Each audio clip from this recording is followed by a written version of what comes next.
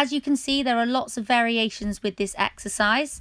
Firstly, I've started off riding Cisco on a simple 20-meter circle, through the canter poles, around through the trot poles on the bend, finishing off with the canter poles.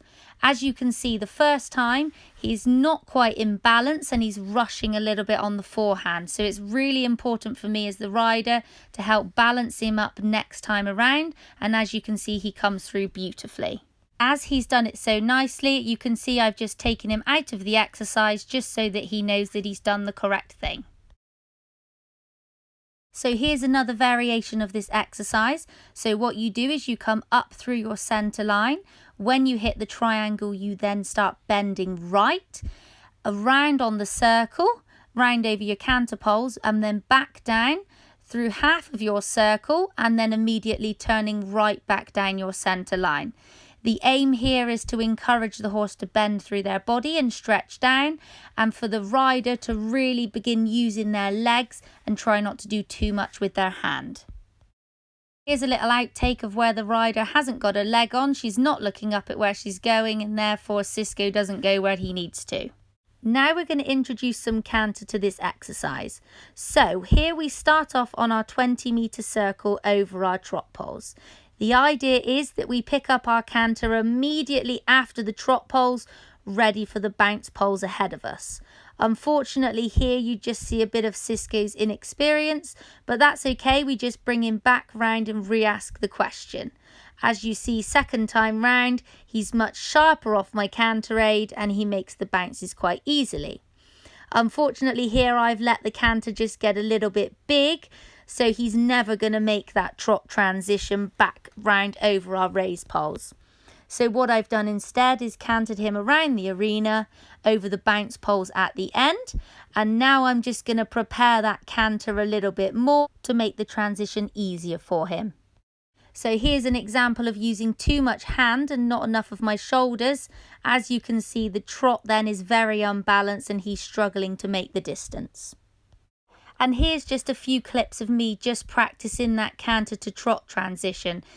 It is quite hard in our arena. We haven't got the most space in between those canter to trot poles.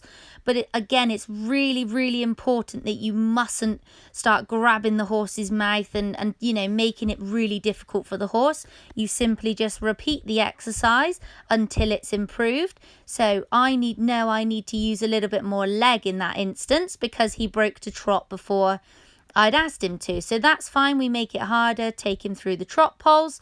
I then pick up my canter again and know that I need to have more leg coming over the bounce poles. And notice here I've started using my shoulders a little bit more, but I still wasn't quite quick enough. So again, we just ask the same question, and every time, you can see this horse is learning. He's starting to figure out what's needed from him. And then here he canters beautifully. I use my shoulders. He's a little bit unbalanced, but he is super quick with his feet, and then out and a big pat at the end. This clip just shows that we're using our bounce poles to help keep us straight down our centre line, and obviously that we need to repeat the exercise on both reins. Here's another example of the rider not using enough leg on the turn, and therefore Cisco can't quite make the distance coming out to the left. So now we're having a go at the canter exercise on the right rein. As you can see, this is Cisco's weaker rein. So as the rider, I need to use more outside leg because he likes to drift out to the left. Here he's been really genuine and offered me the canter, but it wasn't quite the right time. So, he didn't make the two poles. So as I said before, we just repeat the exercise until he gets it correct. And as you can see, he picks up the canter there. But as I mentioned, he's still just losing that shoulder a little bit. So here we're coming back down, using our shoulders. And it's okay, he didn't quite make it. But hopefully next time, if we repeat the exercise, he'll pick it up. So we come in our canter, using our shoulders to bring him back, outside leg, and then soften. And then he continues to take me round through the trot poles really nicely.